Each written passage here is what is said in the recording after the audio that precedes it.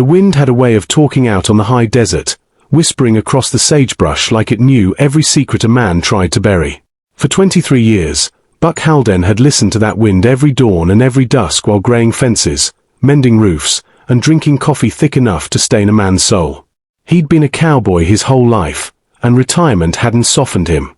The ranch sat 50 miles from the nearest town, and Buck preferred it that way. Solitude fit him like an old boot, cracked, quiet, dependable. He talked mostly to his horses and sometimes to the radio if the news anchor said something foolish. Folks around Clayton County still told stories about him, mostly half-true tales from when he rode broncs, chased rustlers, and punched a man who tried to steal his saddle. But Buck himself was plain, deliberate, stubborn, and peacefully lonely. One late afternoon, as the sky burned rust-red and the cicadas buzzed their heat songs, Buck noticed 5 figures walking the long dirt road toward his property. At first he thought they were hikers who'd lost their way. People got turned around out here all the time. But as they came closer, he saw they were all women, dressed in traditional Apache skirts and shawls, carrying bundles tied with faded cloth.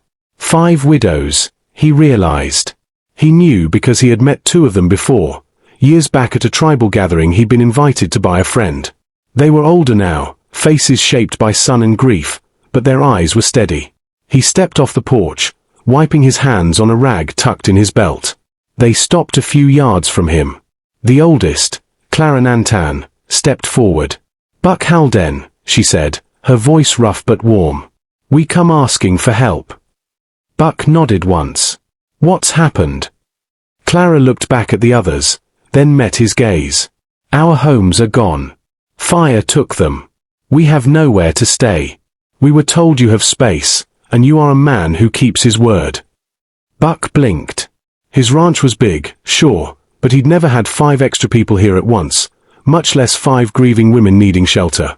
He opened and closed his mouth like an old barn door before finally muttering, "Well, suppose I do have the room." The youngest widow, Olita, lifted her bundle higher on her shoulder. "Everything we have left is what we carry." Buck felt something slip inside his chest, a small, unexpected ache. He'd lived alone so long that the idea of company, especially company in need, felt like a gust of warm wind against old wood.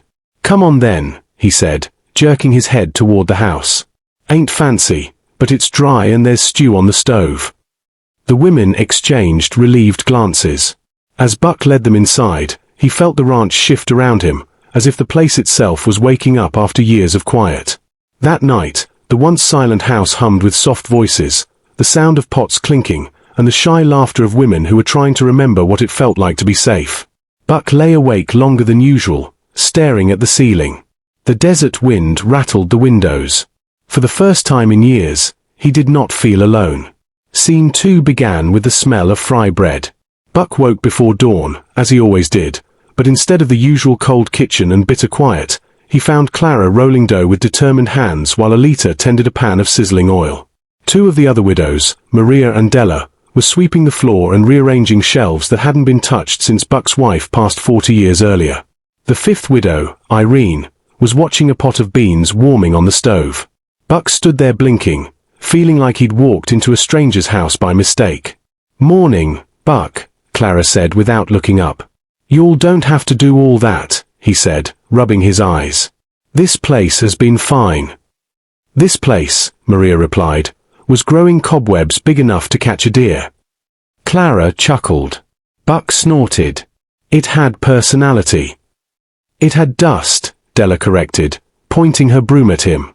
He tried to protest again, but a warm plate was set in front of him before he could finish. Fry bread, beans, and coffee that tasted better than anything he'd made in 20 years. As he ate, the widows moved around the kitchen with ease, talking softly in a mix of English and Apache. He caught pieces of conversation, memories of husbands gone, the fire that burned their village edge, the struggle of rebuilding. He didn't interrupt.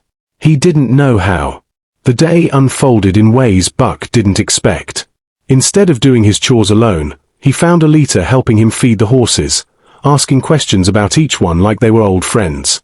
Maria and Della took to the garden, pruning and clearing weeds with efficient hands.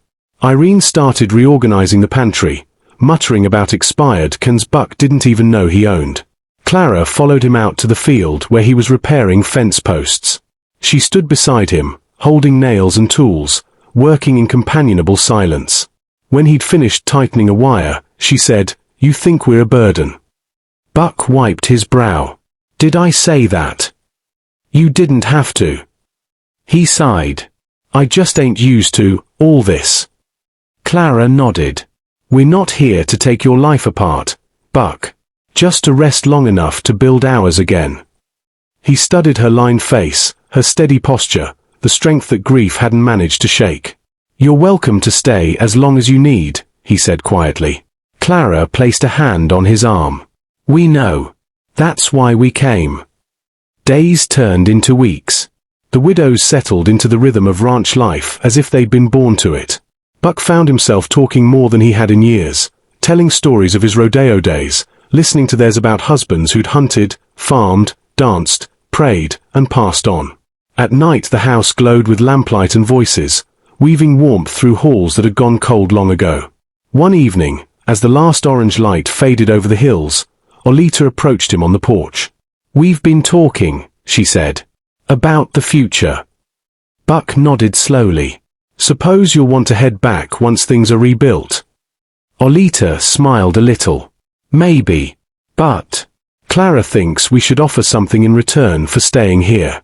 Della wants to help with the cattle, Maria wants to plant a proper garden, Irene wants to build a smokehouse, and I could teach weaving classes if there's space."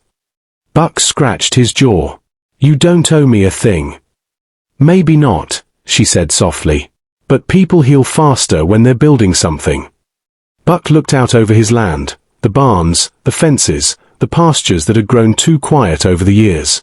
For the first time since his wife died, the place felt alive again. "All right," he said gruffly. "We'll build." Over the next month, the ranch transformed.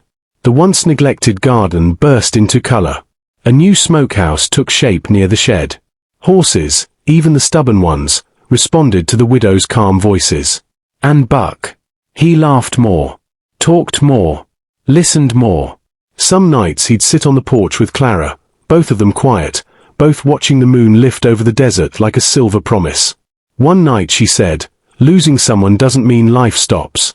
Just means it changes shape." Buck swallowed hard. "Took me a long time to learn that." "You're learning now." Months later, people from town started visiting, some to buy Olita's weavings, some to trade for the smoked meats Irene prepared, others to admire Maria's thriving garden. Instead of being the lonely old cowboy on the outskirts of Clayton County, Buck Halden became the man whose ranch had grown into something of a refuge, a place where broken things knit themselves whole again. One evening, as the widows prepared dinner and the desert wind whispered its familiar song, Buck stood in his doorway watching them work. 5 women who came to him out of desperation yet brought with them new life, new purpose, new laughter. "You all right, Buck?" Clara asked from the stove. He nodded slowly. "Better than I've been in a long time." And the ranch, no longer silent, no longer hollow, held his words with warmth, like a home finally awake.